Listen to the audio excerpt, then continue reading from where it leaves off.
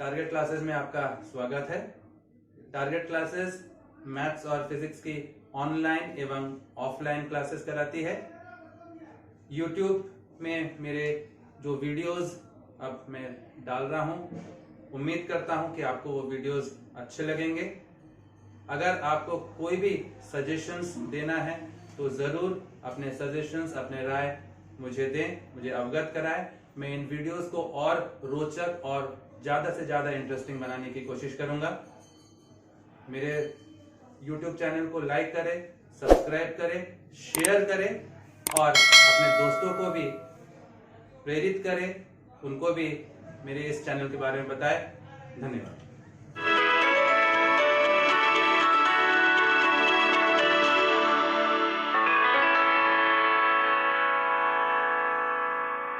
ना जब बात करते हैं हम लोग applications of first law of thermodynamics. First law of thermodynamics आपसे क्या कह रहा था? dq is equal to du plus dw। आपने किसी सिस्टम को कोई हीट एनर्जी सप्लाई किया तो उसमें का कुछ हीट वो यूज करता है for what? For increasing the internal energy of the system and the remaining part is used to do some work। अब हम इसके एप्लीकेशंस की बात कर रहे हैं तो सबसे पहला आता आपके पास आइसोथर्मल प्रोसेस।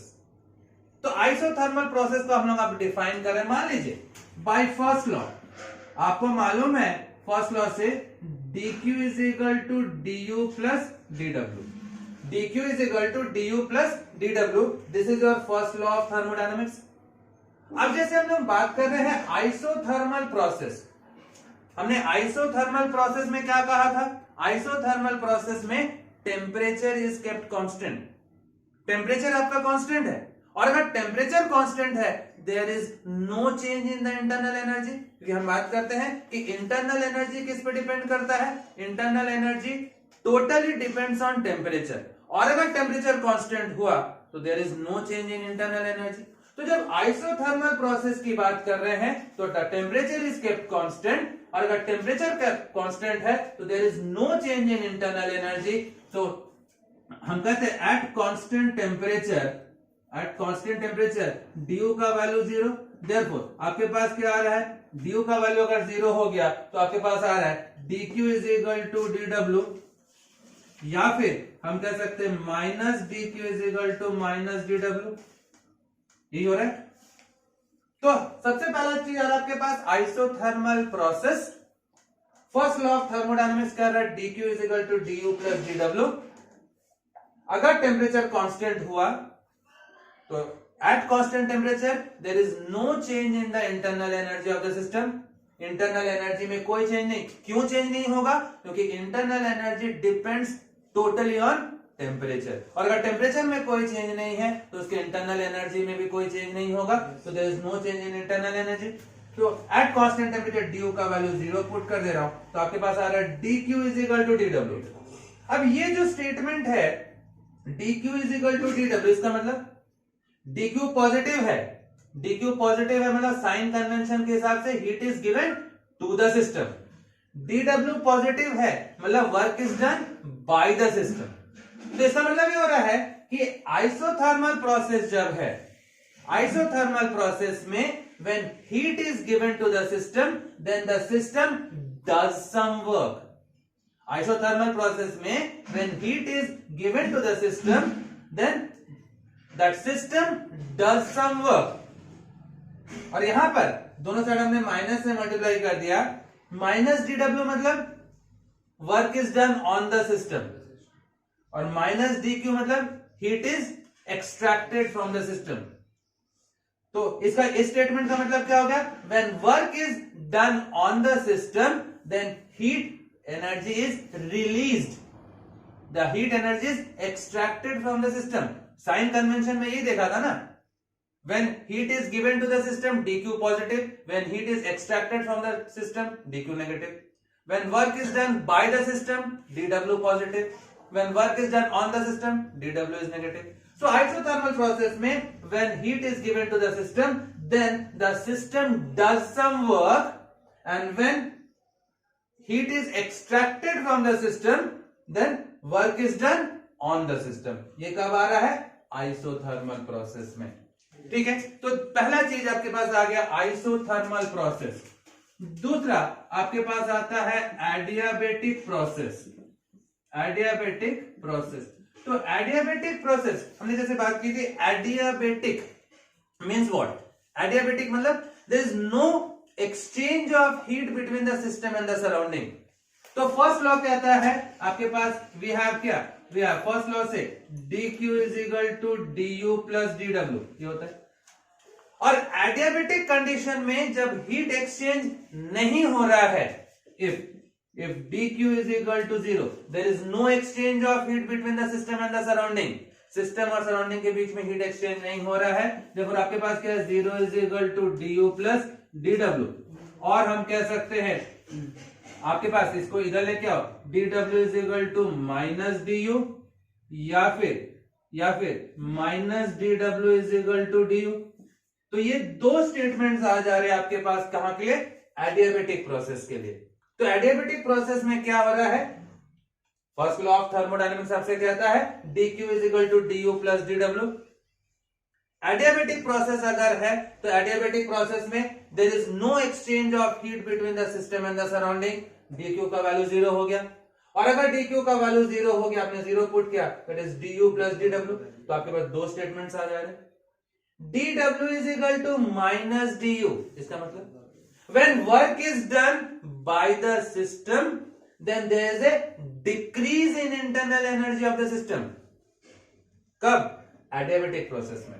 adiabatic process में when work is done by the system then there is a decrease in internal energy।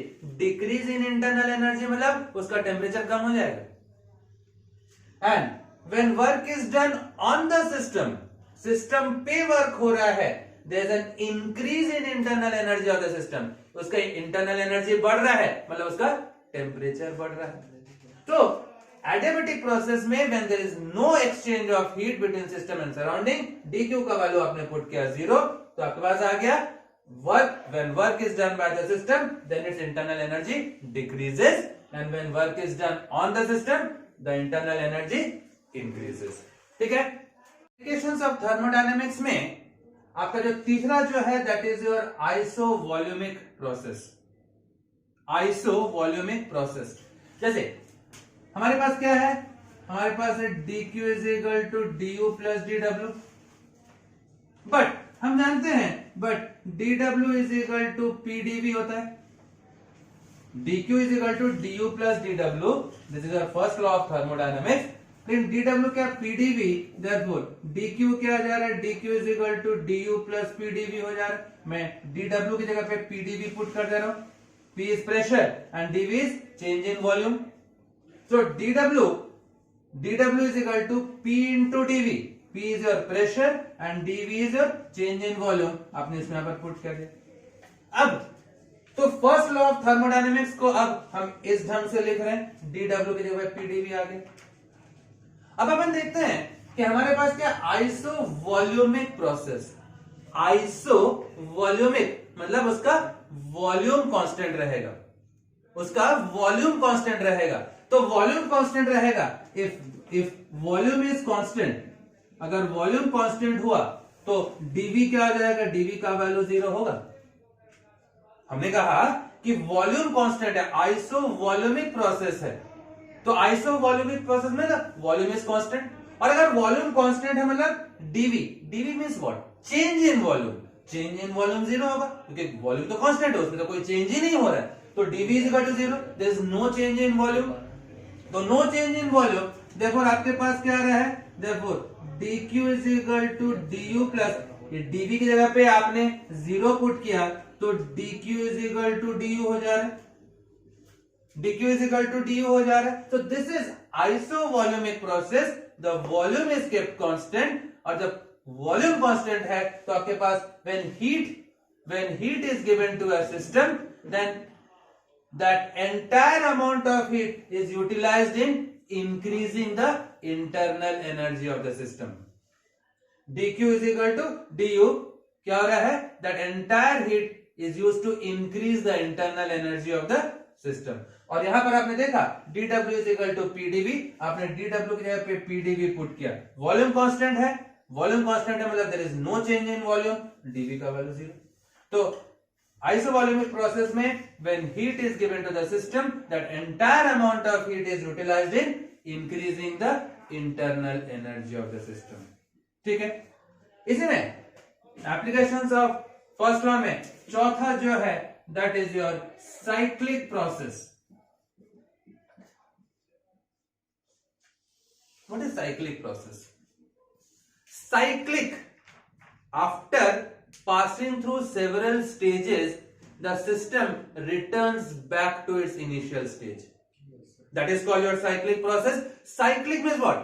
वो जो सिस्टम है बहुत सारे स्टेजेस से होके गुजर रहा है, गुजरने के बाद वो अल्टीमेटली फाइनली अपने ओरिजिनल स्टेट पे वापस आ रहा है।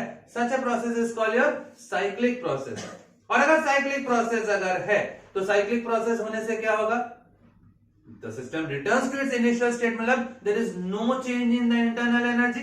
तो आपके पास du का वैल्यू 0 हो जाएगा साइक्लिक प्रोसेस में, बिकॉज वो तो अपने ओरिजिनल स्टेट में वापस आ गया है, तो there is no change in internal energy, तो du का वैल्यू 0 हो गया। और अगर du का वैल्यू 0 हुआ, du का वैल्यू अगर 0 हुआ तो देयरफॉर आपके पास क्या dq is equal to dw हो गया, dq is equal to dw हो गया। साइक्लिक प्रोसेस में ये कह रहा है कि the entire amount of heat given to the system is used to do some work। तो साइक्लिक प्रोसेस क्लियर हो गया। जैसे after going through passing through several stages, the system returns back to its initial stage, that is called a cyclic process। Cyclic process में चूंकि system अपने original state में वापस आ गया है, there is no change in the internal energy of the system, उसके internal energy में कोई चेंज नहीं, du का वैल्यू 0 हो गया। और अगर du का वैल्यू 0 हो गया तो आपने du की जगह पे 0 पुट किया, dq is equal to dw, the amount, the entire amount of heat given to the system is used to do some work by the system. Clear? अगर आपको मेरा वीडियो पसंद आया हो तो लाइक करें, शेयर करें, सब्सक्राइब करें, और अगर किसी भी टॉपिक में आपको किसी भी प्रकार की कोई दिक्कत हो, कोई सवाल हो, कोई डाउट हो तो कमेंट जरूर करें। कोशिश करूंगा आपके डाउट्स को क्लियर करने की।